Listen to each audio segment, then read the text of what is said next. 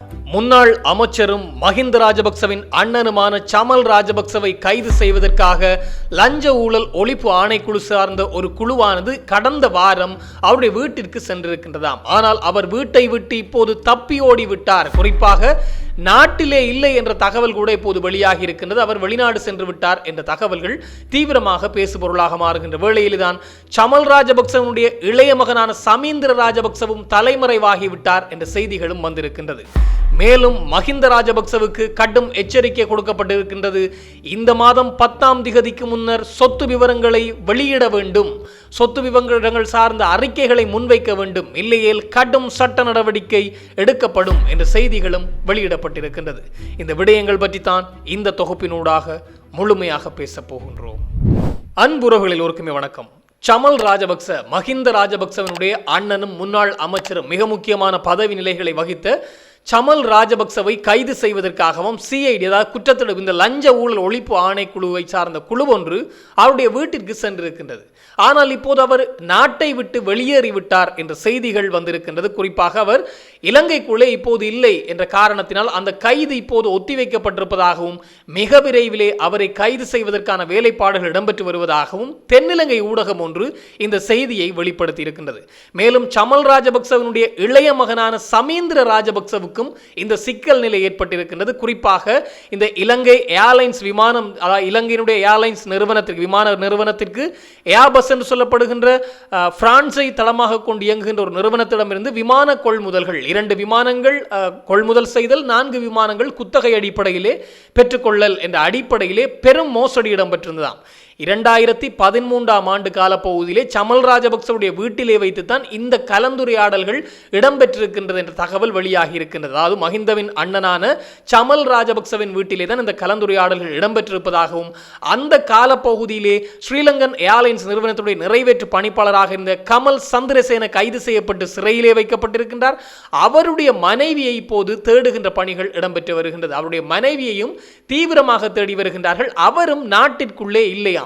ஏன், எதற்காக என்று பார்க்கின்ற போது அந்த பெண்ணுடைய வங்கி கணக்குக்கு தான், அதுவும் வேறொரு நாட்டிலே உருவாக்கப்பட்ட வங்கி கணக்குக்கு தான் இந்த 2 மில்லியன் அமெரிக்க டாலர்கள் கைமாற்றப்பட்டிருக்கின்றதாம். அதாவது இந்த ஏர்பஸ் நிறுவனத்திடமிருந்து ஸ்ரீலங்கன் ஏர்லைன்ஸ் நிறுவனம் விமான கொள்முதல் சார்ந்து கொள்முதல் செய்வதற்காக, விமானங்களை கொள்முதல் செய்வதற்காக ஒப்பந்தம் ஒன்று கைச்சாத்திடப்பட்டிருக்கின்றது. இதிலே அதாவது ஒரு 50 ரூபாய்க்கு வாங்க வேண்டிய விமானத்தை 100 ரூபாய் கொடுத்து வாங்குவதற்கு இலங்கையிலே, அதுவும் இந்த கமல் சந்திரசேன, அதே போன்று இந்த சமல் ராஜபக்ச தரப்பு, சமல் ராஜபக்சவுடைய இளைய மகனான சமீந்திர ராஜபக்ச, அதற்குள்ளே நாமல் ராஜபக்சவுக்கும் தொடர்பு இருக்கு என்று சொல்லப்படுகின்றது. இவர்களெல்லாம் சேர்ந்து போட்ட திட்டம்தான் அது. அதாவது விலையை விட இன்னும் ஒரு மடங்கு கூட கொடுத்து அந்த விமானத்தை கொள்முதல் செய்ய தயாராகி இருக்கின்றார்கள். அதற்கு ஏர்பஸ் நிறுவனம் கொடுத்த சன்மானம் என்று பார்க்கின்ற போது 16 மில்லியன் அமெரிக்க டாலர்கள் இவர்களுக்கு லஞ்சமாக கொடுப்பதற்கு தயாராக இருந்தார்களாம்.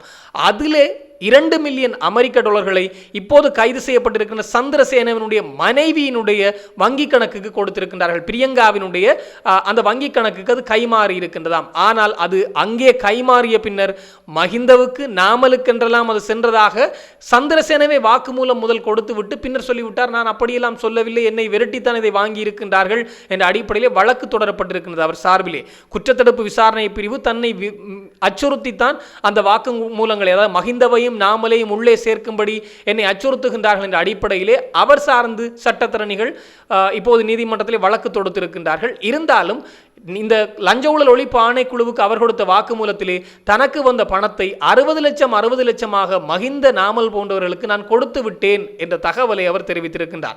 மஹிந்த நாமலினுடைய மிக முக்கியமான ஒரு நபர், அல்லது நாமலினுடைய பினாமி என்று சொல்லக்கூடிய நிமாலுக்கும் ஒரு 60 லட்சம் ரூபாயை நான் கொடுத்து விட்டேன், 60 லட்சம் ரூபாய் வரையிலே நாங்கள் பிரித்து அந்த பணத்தை கொடுத்திருக்கின்றோம் என்ற தகவலை அவர் கொடுத்திருக்கின்றார். இருந்தாலும் அதற்கான எந்த ஆதாரமும் இல்லாதால் இப்போதும் கமல் சந்திரசேன கடுமையாக விசாரிக்கப்பட்டு வருகின்றார் என்பது மிக முக்கியமான விடயம். அவரை எதிர்வருகின்ற 17ஆம் திகதி வரையிலே விளக்கமறியலிலே வைத்திருக்கின்றார்கள். அவருடைய மனைவியையும் இப்போது தேடி வருகின்றார்கள். ஆனால் மனைவி நாட்டுக்குள்ளே இல்லை.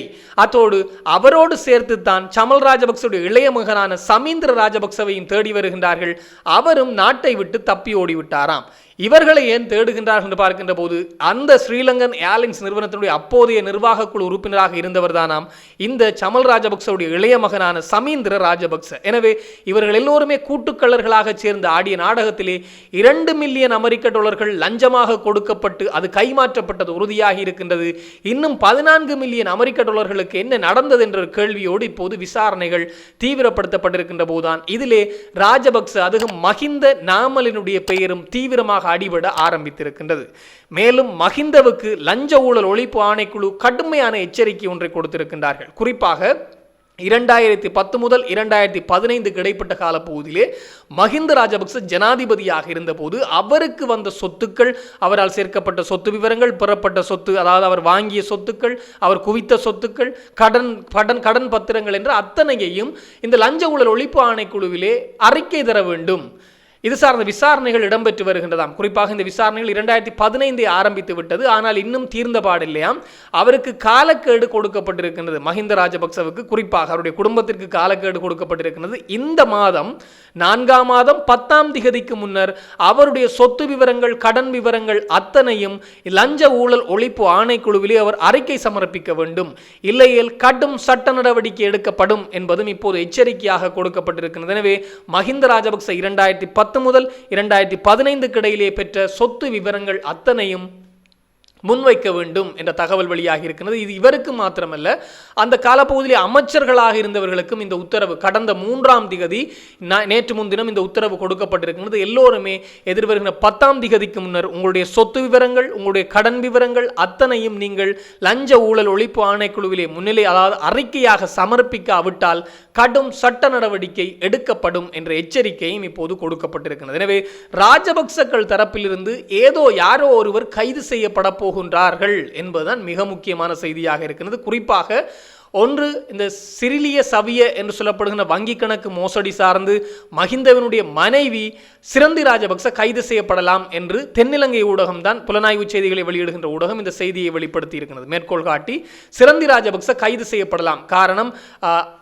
அடையாள அட்டை இல்லாத வங்கி கணக்கை திறந்து அதிலே வைப்பிலிட்டு அதிலிருந்து பணம் பெறப்பட்டிருக்கின்றது. எனவே அவர்களுடைய ஆவணங்கள் மறைக்கப்பட்டிருக்கின்றது என்ற அடிப்படையில் போலி வங்கி கணக்கினூடாக பல பண பரிமாற்றங்கள் இடம்பெற்றிருக்கின்ற அடிப்படையில் அவர் மீது கடும் நடவடிக்கைகள் எடுக்கப்படுகின்றது. இந்த சிறிலிய சவிய என்ற வங்கி கணக்கு, சிறிலிய சவி என்ற அறக்கட்டளை சார்ந்து கடும் நடவடிக்கை எடுப்பதற்கு தயாராகி வருகின்றார்கள். அவரிடம் விசாரணைகள் இடம்பெற்று விட்டது. முதற்கட்ட விசாரணை.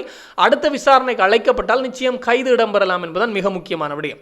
இன்னொன்று, கிறிஸ் நிறுவன வழக்கு சார்ந்து நாமல் ராஜபக்சவுக்கும் கடும் பிடி பிறப்பிக்கப்பட்டிருக்கின்ற, குறிப்பாக இந்த மாதம் 23ஆம் தேதி அந்த வழக்கம் விசாரணைக்கு எடுத்துக்கொள்ளப்பட இருக்கின்றது. மஹிந்த ராஜபக்சவுக்கும் இப்போது எதிர்வருகின்ற 10ஆம் திகதிக்கு முன்னர் அவருடைய சொத்து விவரங்களை அறிக்கையிட வேண்டும் என்ற செய்தியும் கொடுக்கப்பட்டிருக்கின்றது. சமல் ராஜபக்சவை தேடி வருகின்றார்கள். அவர் நாட்டிற்குள்ளே இல்லை. அதோடு அவருடைய தம்பியான, அதாவது கடைசி தம்பியாக இருக்கின்ற பெசில் ராஜபக்சவும் பல நாட்களாக நாட்டுக்குள்ளே இல்லை. அவர் கதிரையிலிருந்து விழுந்தவர். இன்னும் அவருக்கு சுகமாகவில்லை போல் இருக்கின்றது. இன்னும் அவரால் நாட்டுக்குள்ளே வர முடியாத நிலை காணப்படுகின்றது. அதோடு இந்த சமல் ராஜபக்சவுடைய மகன் சமீந்திர ராஜபக்சவும் நாட்டிற்குள்ளே இல்லை. எனவே ஒரு மிக பெரும் சிக்கல் நிலைக்குள்ளே மாட்டியிருக்கின்றார்கள். இருந்தாலும் நாங்கள் செய்வதை செய்வோம் என்ற அடிப்படையிலே அடுத்த கட்ட நகர்வு நோக்கி இப்போது லஞ்ச ஊழல் ஒழிப்பு ஆணைக்குழு அவர்கள் எந்த நாட்டிற்கு சென்றார்கள், எந்த நாட்டிலே இருக்கின்றார்கள், இப்போது அவர்களை எப்படி இலங்கைக்குள்ளே கொண்டு வரலாம், திறந்த பிடியாணை பிறப்பிப்பது சார்ந்த அடுத்த கட்ட நகர்வு நோக்கி லஞ்ச ஊழல் ஆணைக்குழு நீதிமன்றத்தினூடாக நடவடிக்கைகளை மேற்கொண்டு வருவதாகவும் செய்திகள் வெளியாகி இருக்கின்றது. பொறுத்திருந்து பார்ப்போம் இதிலே யார் யாரெல்லாம் சிக்குவார்கள் என்பதை. இது தொடர்பாக இன்னும் பல தகவல்கள் வருகின்ற போது உடனுக்குடன் தெளிவுபடுத்த நானும் தயாராக இருக்கிறேன். இன்னும் ஒரு தொகுப்போடு சந்திக்கலாம். உங்களிடம் விடைபெறும் நான் என்றும் உங்கள் அன்பின் ஈழன். வணக்கம்.